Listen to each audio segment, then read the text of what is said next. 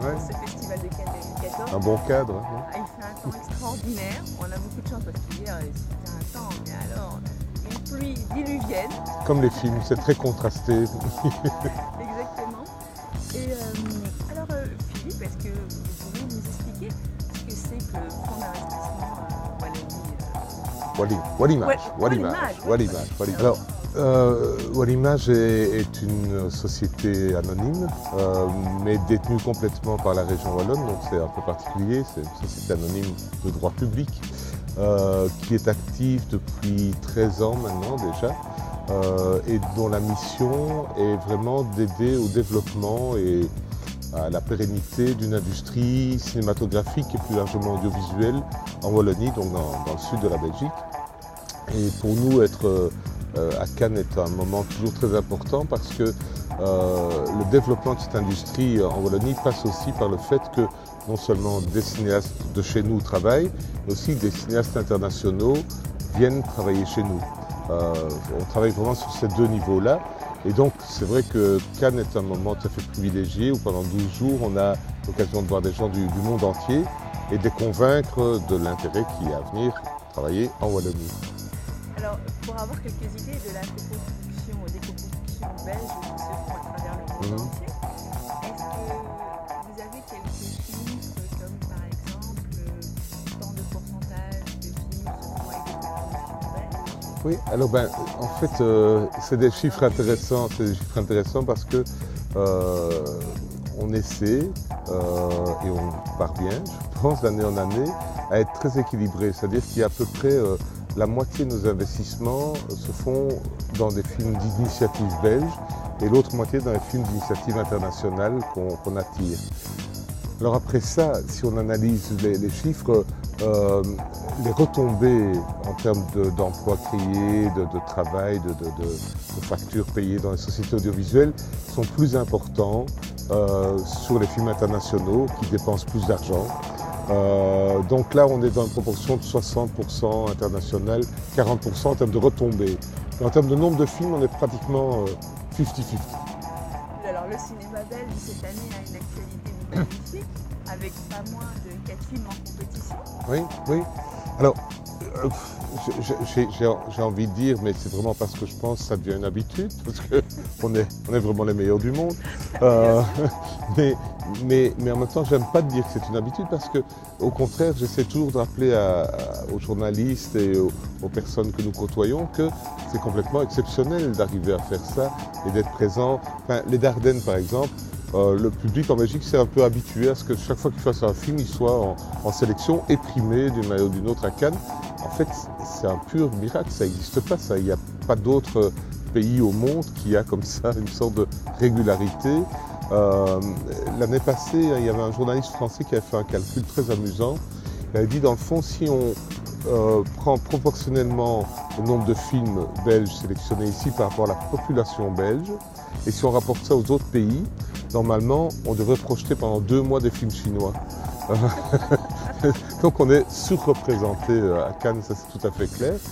Maintenant, ce qui concerne Wallimage, comme on vient de le dire, qui travaille sur différents terrains, cette année-ci est vraiment complètement exemplaire parce qu'on est associé à 3 films sélectionnés par le festival qui sont on ne peut plus différents. Parce qu'on est associé au film d'ouverture, le Grèce de Monaco, Nicole Kidman, grosse production franco-américano-belge. Et puis on est associé au film des Dardennes. Là on est vraiment dans le cinéma d'auteur de chez nous, on ne peut pas plus, mais qui s'exporte extrêmement bien.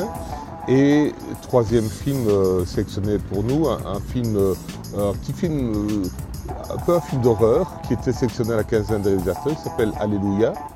Et donc c'est très facile pour moi quand on me demande c'est quoi le line-up de Wallimage ici à Cannes, je dis 2 jours et 1 nuit avec Grèce de Monaco, Alléluia. Actuellement, donc, bien qu'on ait 4 films en compétition à Cannes, quelles sont les grandes tendances du cinéma belge? Est-ce qu'il y a des tendances qui se dessinent? Ou est-ce que finalement on reste dans une constante de films avec tous les genres confondus? Mais écoutez, ce qui est intéressant, c'est que d'autres pays connaissent ce phénomène d'avoir un réalisateur vedette. Enfin, le Danemark a Lars von Trier, tout le monde le sait. Mais après ça, c'est un peu plus difficile d'avoir la génération suivante qui s'installe. Il y a souvent un phénomène un peu d'éclipse, quoi. Il y a une personnalité qui prend la lumière et puis voilà. C'est absolument pas le cas en Belgique francophone et ça c'est vraiment très très intéressant. C'est que derrière, j'allais dire, les frères Dardenne, il y a des gens comme Joachim Lafosse, comme Bouli Lanners, qui sont aussi régulièrement à Cannes. Alors c'est pas leur année, ils seront là l'année prochaine. Voilà. Et effectivement,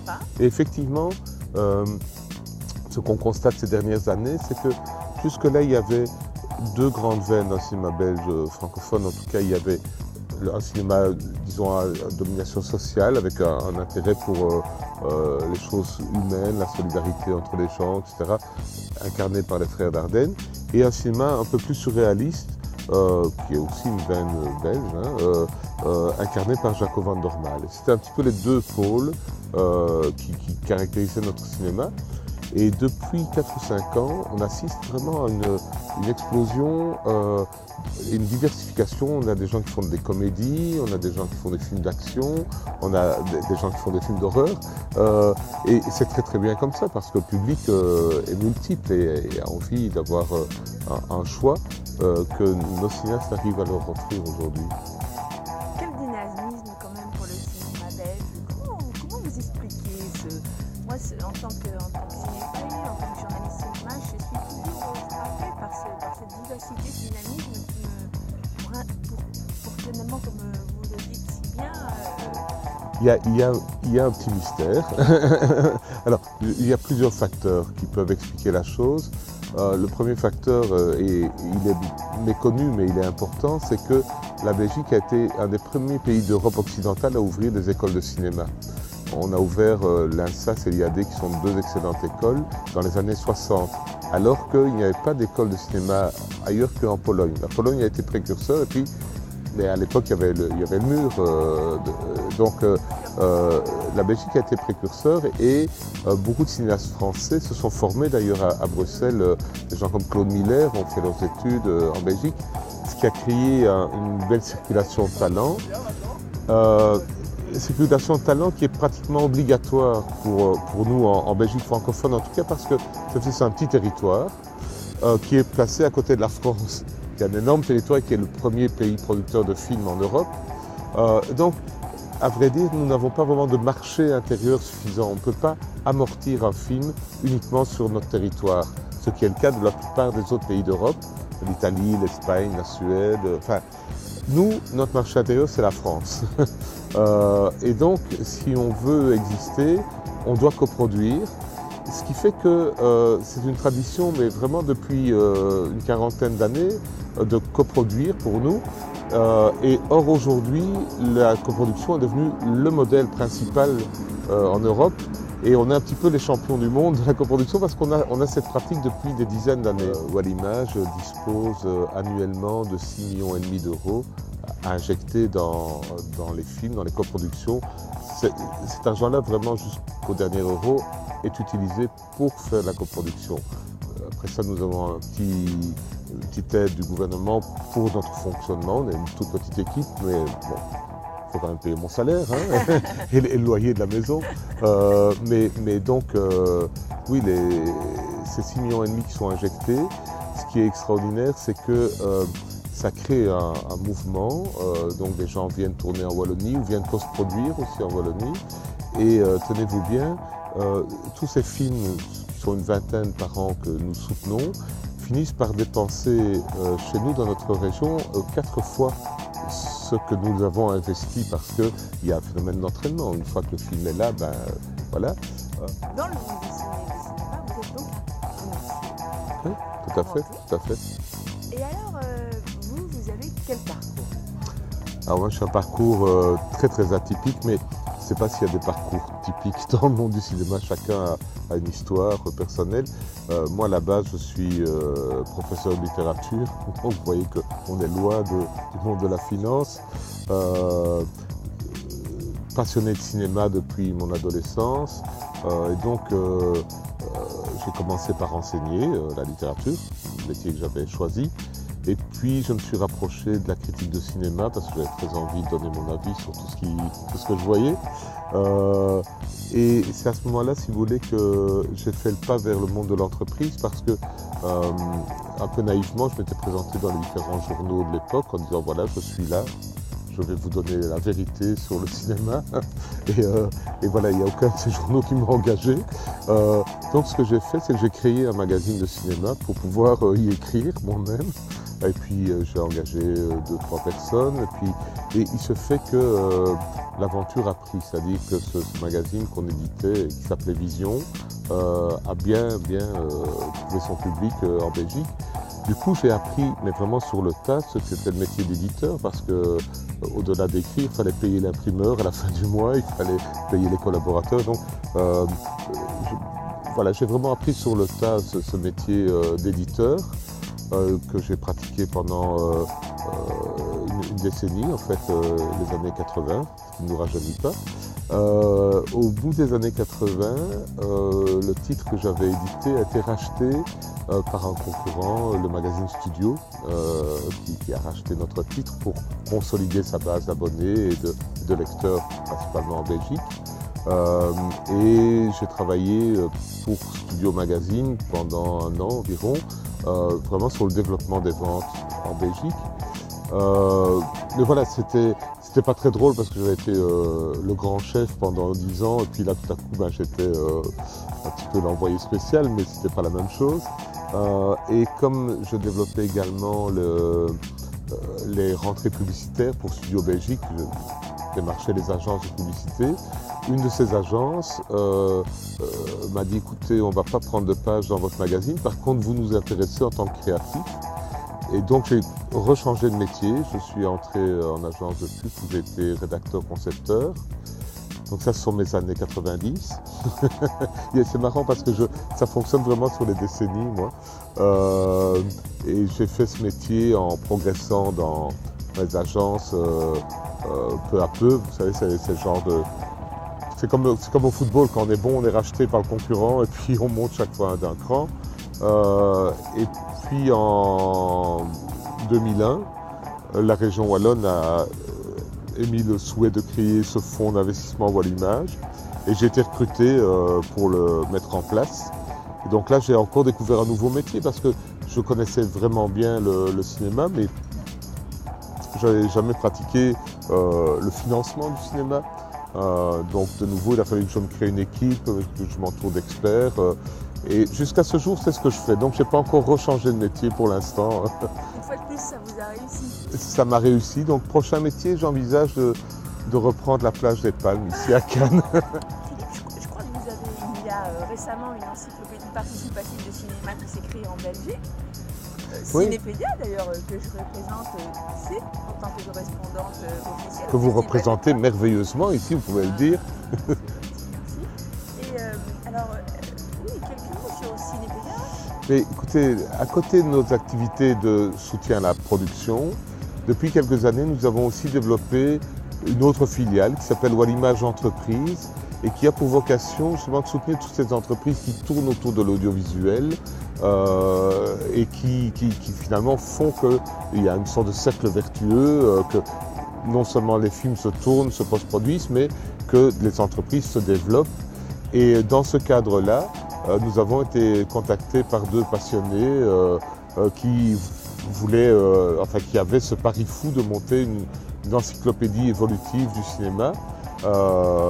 Sur un modèle très très original puisque un peu comme Wikipédia, il propose à tous les cinéphiles de rédiger des fiches, de participer à l'encyclopédie, mais à la différence des autres mouvements participatifs, il prime les collaborateurs, donc on peut gagner des tas de choses formidables en travaillant avec Cinépédia. Donc on a été séduit vraiment par l'idée et donc on a cofinancé le lancement de Cinépédia. Et aujourd'hui, pour moi, c'est une énorme satisfaction d'être interviewé par Cinépédia en votre personne ici à Cannes parce que ça veut dire que nos efforts sont récompensés et que Cinépédia est en train de devenir une plateforme véritablement internationale. Et quelques mots sur la sélection cannoise, est-ce que vous pressentez en tant que cinéphile? Alors, La sélection avis, cannoise cette année, qu'est-ce qu'elle vous évoque ou quel est votre ressenti? j'ai eu un curieux sentiment. J'ai eu le sentiment pendant les premiers jours, parce que nous on vit ça chronologiquement, que c'était pas la meilleure année. Enfin, je veux dire, on a connu quelques déceptions. Par exemple, pour moi, je suis un grand fan de David Cronenberg. Je trouvais que son film était très daté, enfin qu'il n'était pas contemporain, qui ressassait un petit peu des thèmes qui relevaient plutôt du XXe siècle que du XXIe siècle. Et donc je me disais, mon sentiment était double. Je me disais à la fois, c'est un peu dommage qu'on n'ait pas de grandes émotions. Et à la fois, comme les Dardennes sont en compétition pour une 3e Palme d'Or, je me disais, ah ben, tant mieux, il n'y a personne qui fait mieux qu'eux. Alors j'ai beaucoup aimé leur film, mais là, je suis peut-être pas très objectif. Mais alors, par contre, depuis quelques jours, c'est la fin du festival, il y a vraiment un feu d'artifice de talent. J'ai trouvé le film de Ken Loach complètement remarquable. Le Xavier Dolan que j'ai vu hier soir, le film canadien, j'ai très rarement vu, et sachez que je viens au festival depuis plus de 30 ans, donc je suis vraiment un vieux de la vieille ici. J'ai rarement vu une ovation comme celle qu'on a vécue hier soir pour le Xavier Dolan. La salle était... J'avais le sentiment d'être à la fin d'un concert rock plutôt qu'une projection de film. Les gens criaient, chaque fois qu'un acteur ou une actrice faisait signe, il y avait un vrai délire d'applaudissements. Et donc, lui, c'est un sérieux candidat à la récompense. Sinon, il y a également un film africain qui m'a très très fort impressionné, qui s'appelle Timbuktu. Et qui mériterait absolument d'être au palmarès, parce que c'est un très beau film, très simple, mais terriblement émouvant. Voilà. Après ça, vous savez, les jurys font encore ce qu'ils ont envie de faire, donc demain soir, on sera accrochés à nos sièges, en espérant qu'on va entendre à un moment ou l'autre prononcer le nom des frères Dardenne.